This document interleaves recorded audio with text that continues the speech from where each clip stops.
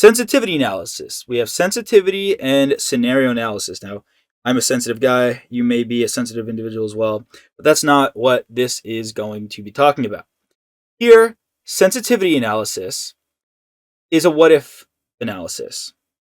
It lets us take option A, meaning we're operating, we're making X dollars, we have X costs, right? And we tweak one or more factors to see the results with certain components being changed. So all of our numbers are the same, right? Our salaries, expense, our revenues, our amount of employees. But if we open up one new factory, or if we if we open up a new product line, right? Or if revenues decrease by 5%. So another name is a what if analysis. As a company can try to assess what if we raise the sale price or what if we reduced our cost. And I'll give you examples of both of these after. Scenario analysis is a little more comparing option A versus option B versus option C. Again, sensitivity analysis, we have option A and we're changing one thing within that option, whereas scenario analysis is completely different options comparing one versus the other. One of the most significant issues with sensitivity analysis is that it's detached from reality, assuming that all other factors except those we are changing will remain constant is unrealistic. What does that mean? Well, generally, if you're just changing your sales estimates, your sales aren't going to just change out of nowhere and nothing else is going to stay stagnant.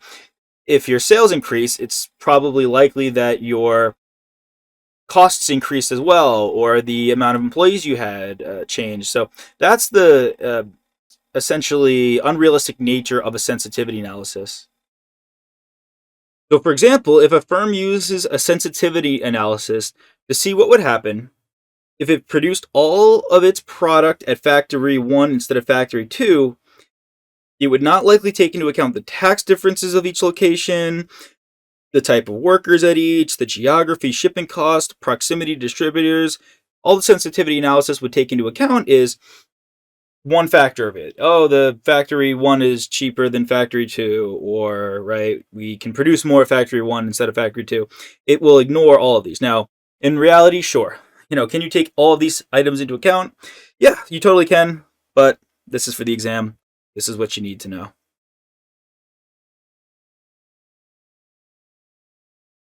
Example of a sensitivity analysis. Like I mentioned, this could be a multiple choice, but more likely this could be a sim. Be a pretty hefty one, right? You can see a lot of different numbers, lots of information, and this is a textbook example of sensitivity analysis. Lavoit Company is projecting its August sales to be 500,000. We got some financial information here, right? Cost of goods sold 275, and selling, general, and administrative expenses to be $20,000. Senior management, which is us, feels that sales is the most variable and would like to see the effect of over or underestimating sales by 30% on operating income. In order to see these effects, cost of goods sold is assumed to remain as 55% of sales, and selling, general, and admin expenses are fixed. So cost of goods sold is going to vary depending on sales, and SG&A is fixed. Now, here is in the middle, this is what happens normally. This is what is presented in the information, right? We have 500 of sales, we have 275 cost of goods sold, and 20 of SG&A. Now this is normal. Now we have to under and overestimate sales. Now here we have our underestimation of sales by 30%, and here we have an overestimation of sales by 30%. Right? So, well, we start with sales. That's what is going to change. So 30% less of 500. So you just do 500 times 0.7. Going to get you $350,000 of sales.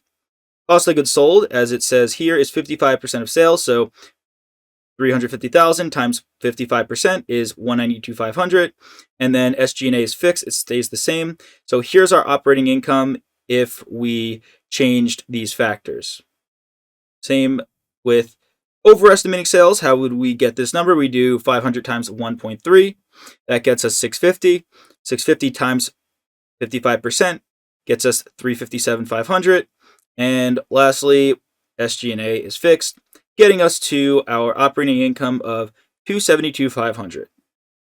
Again, a sim could just have different boxes, right? You got to fill them out and do your calculations, make sure you get it right. And the sim, of course, would be more complicated than this. This is just a nice introduction to our sensitivity analysis. Scenario analysis. Remember, this is option A versus B versus C. This process sees managers preparing models to project multiple different scenarios which present various outcomes. In the exam, many times we will see an optimistic scenario, a pessimistic scenario, and a most likely scenario. You could kind of say this is similar to sensitivity analysis, where we had the three different changes, right? We had normal and then plus 30%, minus 30%. Now, that was still the same option, but this is completely different scenarios. These three will each have a probability weighting, which is a weighted average to be applied, the same we do for WAC. So if you remember back to how we apply weighted average, maybe you saw this in FAR. If not, you will see it in FAR. We're going to use that weighted average just like we would in FAR. You'll see this, gosh, it's all throughout the exam on FAR and BEC.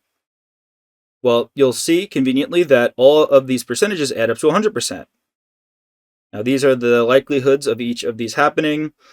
We have an optimistic scenario where there's a 35% chance of 10% revenue growth. That would be very nice. Good to see. We have a 25% chance of a 10% revenue decline.